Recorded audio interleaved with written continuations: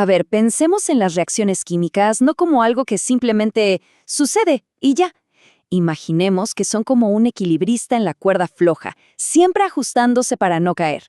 Pero, ¿qué pasa si le damos un empujoncito a ese equilibrista? Bueno, de eso se trata todo esto, de su increíble capacidad para contraatacar. Y esa es la gran pregunta que vamos a responder.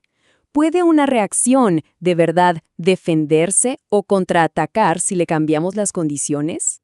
La respuesta, como vamos a ver, es un sí rotundo, y todo gracias a algo llamado equilibrio químico. Primero, una idea clave. Que algo esté en equilibrio no significa que esté quieto, para nada. Es un proceso súper dinámico. La mejor analogía es la de una montaña de esquí. La misma cantidad de gente que sube en la aerosilla es la que baja esquiando. Hay movimiento constante, pero el número de personas arriba y abajo se mantiene. Bueno, eso es, en esencia, el equilibrio químico. Y aquí es donde entra nuestro protagonista, el principio de Le Chatelier. Podemos verlo como el manual de instrucciones que nos dice exactamente cómo va a reaccionar el sistema.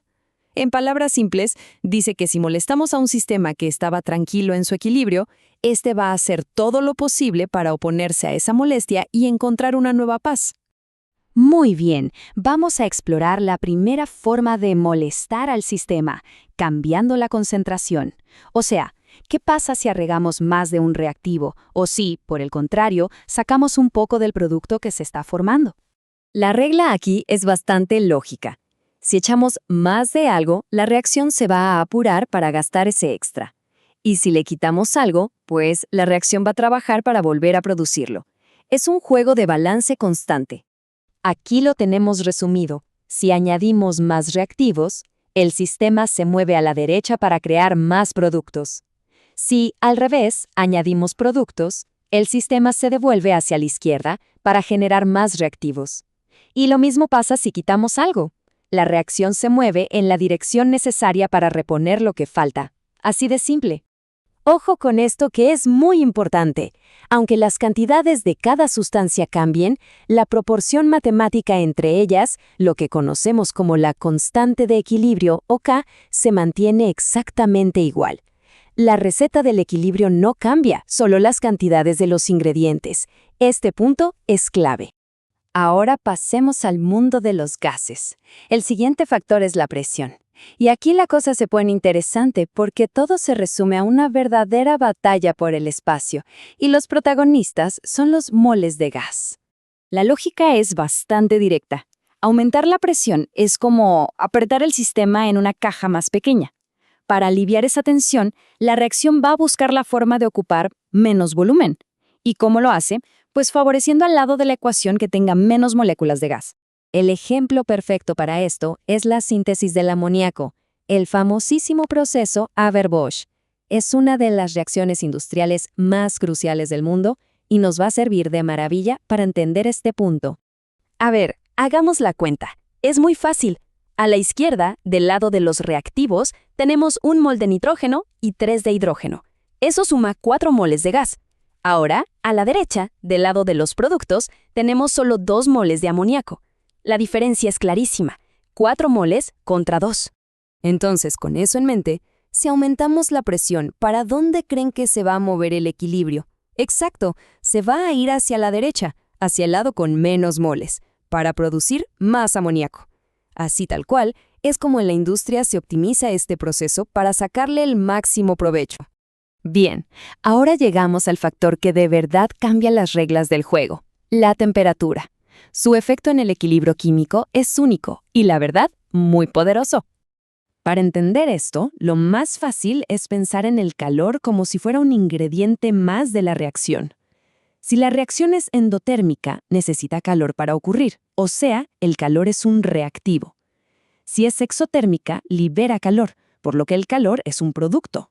Miren esta imagen del cloruro de cobalto. Es una demostración increíble.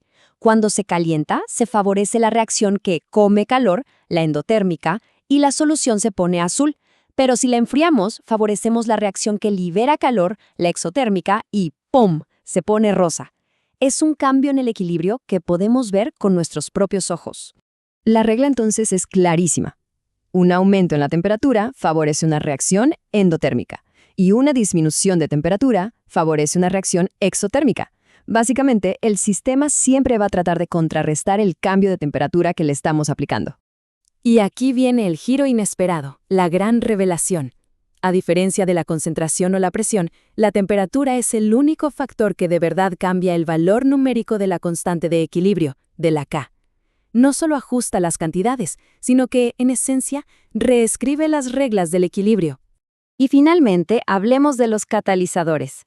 Mucha gente cree que desplazan el equilibrio, pero su trabajo es en realidad mucho más simple. Son como los apurones del mundo químico.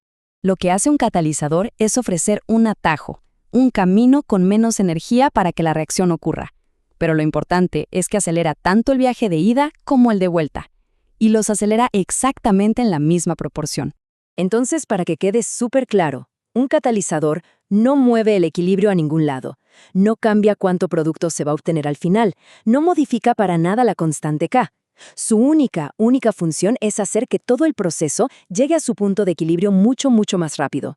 Y aquí tenemos el resumen perfecto de todo lo que vimos. La concentración y la presión mueven el equilibrio para contrarrestar el cambio, pero no tocan la constante K. El catalizador no mueve nada, solo acelera el proceso. ¿Y la temperatura? Bueno, la temperatura es la estrella, mueve el equilibrio y además es la única que cambia el valor de K. Y con todo esto, queda un último desafío. Sabiendo que la síntesis de amoníaco es una reacción que libera calor, y con todo lo que acabamos de aprender, ¿qué combinación de presión, concentración y temperatura se debería usar para producir la mayor cantidad posible? Piénsenlo, porque este es exactamente el tipo de problema que los ingenieros químicos resuelven todos los días gracias al poderoso principio de Le Chatelier.